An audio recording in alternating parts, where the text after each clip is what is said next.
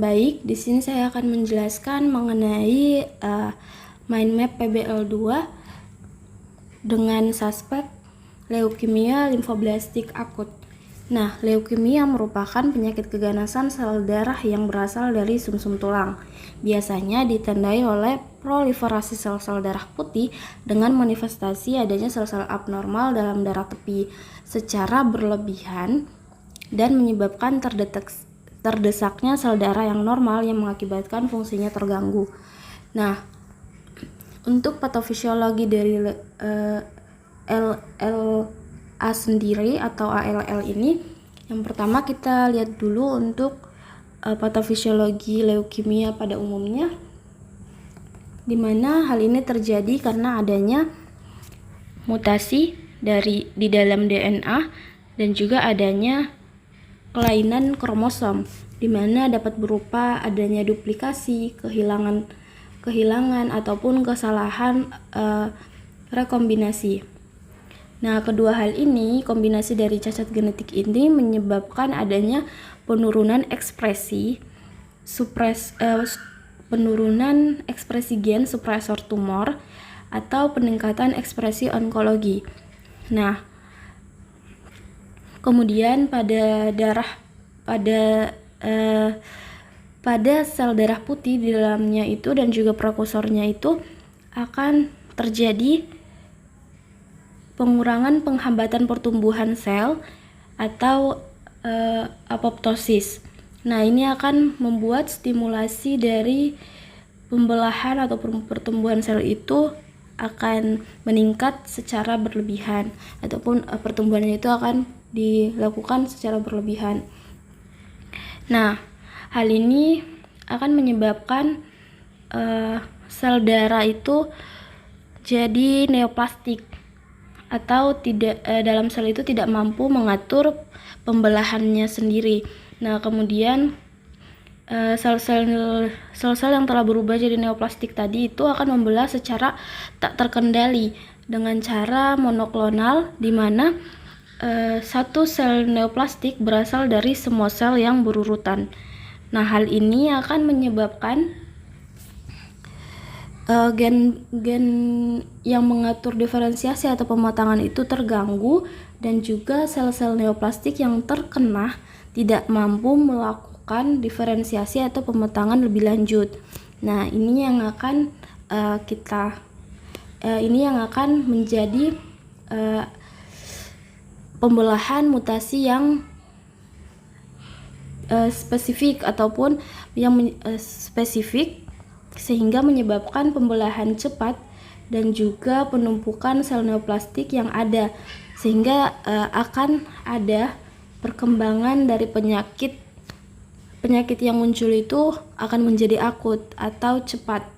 Nah, ini yang akan menjadi salah satu penyakit yang akan berlanjut, yaitu adalah ALS atau akut limfoblastik leukemia atau leukemia limfoblastik akut.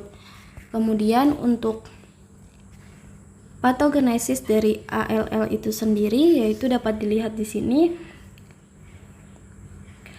adanya akumulasi kelainan genetik pada sel prekursor limfoid yang belum matang, di mana di sini yaitu prekursornya sel B dan juga sel T. Nah, kemudian sel prekursor limfoid itu akan menjadi neoplastik atau menjadi sel blast, adanya ledakan yang membelah dan juga menumpuk di sumsum tulang. Hal ini akan menyebabkan adanya multifaktorial. Hal ini disebabkan oleh keadaan multifaktorial, di mana sebagian besar dari mekanismenya itu tidak jelas. Nah, hal ini akan menyebabkan gejala-gejala seperti penurunan berat badan, malaise, kemudian demam atau menggigil, dan juga ada keringat malam. Nah, kemudian dari ledakan dari sel neoplastik tadi itu juga akan memperluas sumsum, sehingga sumsum ini akan mendorong tulang yang menyebabkan adanya gejala nyeri tulang. Hal ini akan cenderung lebih terasa terutama pada anak-anak. Nah, kemudian yang ketiga itu terjadi setelah adanya ledakan tadi, maka akan adanya kelimpahan atau kelimpahan dari ledakan yang menggantikan prekursor darah lain dari sumsum tersebut, sehingga akan menyebabkan penghambatan dari perkembangan atau diferensiasinya. Nah, hal ini akan memicu terjadinya pansitopenia pada CBC. Nah, ketika hal ini terjadi pansitopenia pada CBC, nah ketika hal ini terjadi di dalam neutrofil atau ketika hal ini penurunannya terjadi pada neutrofil, maka akan kemungkinan besarnya itu adalah infeksi yang lebih besar. Tetapi ketika hal ini terjadi penurunan di dalam sel darah merah, maka akan menyebabkan anemia dan timbul gejala kelelahan, sesak nafas, dan juga pucat. Tetapi ketika hal ini ketika trombosit hal ini menurun dalam trombosit, maka akan mengurangi kemampuan pembekuan darah, sehingga akan menimbulkan gejala mudah memar dan juga peteki pada kulit. Nah, kemudian hasil dari kelimpahan ledakan tadi itu 20%-nya adalah sumsum. 20% sumsum itu adalah blast ataupun hasil ledakan tadi. Nah, setelah terjadi ledakan yang mengisi sumsum tulang, maka mereka juga akan masuk atau tumpah ke dalam darah. Nah, hal ini akan membuat sel neoplastik itu akan terus membelah dan juga menumpuk di kelenjar getah bening dan juga limfa. Ini yang akan menyebabkan adanya timbulnya gejala limfodenopati dan juga splenomegali. Kemudian terjadi juga ledakan yang tadi itu, sebagian sel putihnya itu akan terdeteksi sebagian di CBC adalah sel darah putih. Nah, sehingga adanya timbul gejala leukositosis meskipun terjadi pansitopenia. Nah, kemudian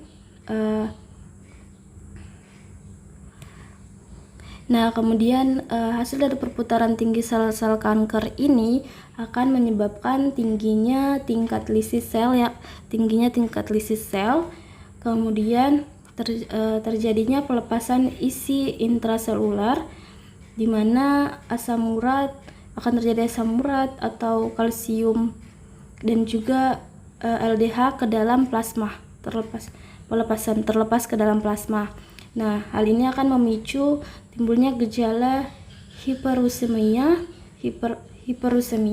di mana akan ada tumor lisis sindrom, kemudian adanya akut kidney injury dan juga adanya gout atau shock. Nah, kemudian terjadi juga hiperkalemia dan juga LDH-nya itu akan meningkat. Oke. Kemudian kita akan masuk pada penegakan diagnosisnya. Nah, untuk penegakan diagnosis di sini dapat kita tegakkan dengan melakukan anamnesis, pemeriksaan fisik, dan juga pemeriksaan penunjangnya. Nah, untuk pada kasus disebutkan bahwa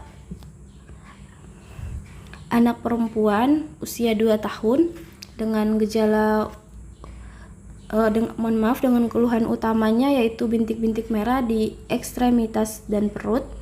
Kemudian keluhan penyertanya ada timbul lebam, benjolan di leher, ketiak dan belakang leher. Kemudian perut pasien juga terlihat membesar dan terasa lebih keras. Demam tanpa sebab, nafsu makan menurun, tidak bisa berjalan karena nyeri di kaki saat berjalan. Dan juga untuk hasil pemeriksaan fisiknya ada keadaan umum komposmentis dan pucat. Kemudian takikardi, takipneu, demam, hipotensi, konjungtiva pucat, abdomen tampak membuncit, hepar teraba 3 cm, bawah arcus costa dan 3 cm bawah processus xiphoideus. Kemudian tidak ada nyeri tekan, kelenjar getah beningnya teraba di aksila, leher dan inguinal ukuran diameter 2,5 cm. Ada peteki di kedua lengan dan kaki. Nah, untuk pemeriksaan penunjang telah dilakukan pemeriksaan laboratorium dan ditemukan pasien anemia, di mana untuk Hb-nya 5,5 gram per desiliter, hematokritnya 70%, di mana menurun, kemudian MCV-nya juga menurun, di sini 80, MCH-nya juga menurun, leukositnya meningkat, eosinofilnya menurun, segmennya menurun.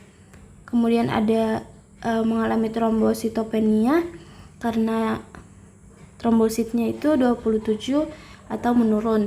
Kemudian hasil pemeriksaan radiologis ditemukan fotokluris, terdapat periosteal reaction. Oke. Nah, ini untuk pemeriksaan penunjangnya dapat kita lakukan. Untuk gold standarnya ada bone marrow, aspirasi atau biopsi, kemudian ada cytogenetic testing atau pengujian sistogenetik, kemudian ada flow cytometry dengan immunophenotyping. Ya, ketiga ini dan juga ketiga tes ini adalah gold standar. Kemudian bisa ditambah juga dengan molecular testing dan juga peripheral pap smear. Maaf. Oke, selanjutnya diagnosis bandingnya. Di sini yang pertama ada penyakit-penyakit dengan infeksi virus dan juga infeksi lainnya. Contohnya seperti infeksi mononukleosis, kemudian sitomegalovirus dan juga leishmania. Kemudian yang kedua ada keganasan sumsum tulang lainnya, misalnya seperti neoblastoma, kemudian ada rhabdomyosarcoma. Kemudian yang ketiga koagulasi intravaskular diseminata. Dan yang keempat ada penyakit hematologik, yaitu seperti ITP atau idiopathic thrombocytopenic purpura. Kemudian ada anemia aplastik. Nah, yang kelima ada kelainan sumsum tulang seperti Fanconi disease. Selanjutnya yang terakhir yaitu untuk tata laksananya. Di sini ada farmakologi. Yang pertama kita rujuk ke dokter spesialis. Kemudian karena untuk ALL ini yaitu sudah masuk ke ranah dokter spesialis hemato-onkologi, maka untuk tata laksananya kita bisa langsung rujuk ke dokter spesialis. Kemudian di dokter spesialis akan dilakukan terapi, di mana akan dilakukan terapi induksi remisi, konsolidasi, dan juga ada pemeliharaan atau perawatan. Nah, dan untuk tata laksana non farmakologinya dapat diberikan pemberian nutrisi yang adekuat dan seimbang, di mana untuk memenuhi zat gizi dari anak tersebut seperti karbohidrat, protein, lemak, vitamin, dan juga mineral dalam jumlah yang tepat dan juga seimbang. Kemudian istirahat yang cukup. Setelah itu penghindaran infeksi, di mana ketika hal ini terjadi, ketika penyakit ini menyerang, maka sistem kekebalan tubuhnya itu tidak berfungsi dengan baik sehingga meningkatkan risiko terkenanya infeksi. Nah, selanjutnya yang terakhir ada penghindaran paparan sinar, radiasi, dan bahan berbahaya. Paparan radiasi yang dimaksud di sini yaitu dengan paparan radiasi tertentu, dan juga pada bahan kimia yang berbahaya itu dapat memperburuk kondisi anak dan akan memperlambat proses penyembuhan. Oke. Mungkin cukup sekian yang dapat saya jelaskan. Kurang dan lebihnya mohon dimaafkan. Terima kasih.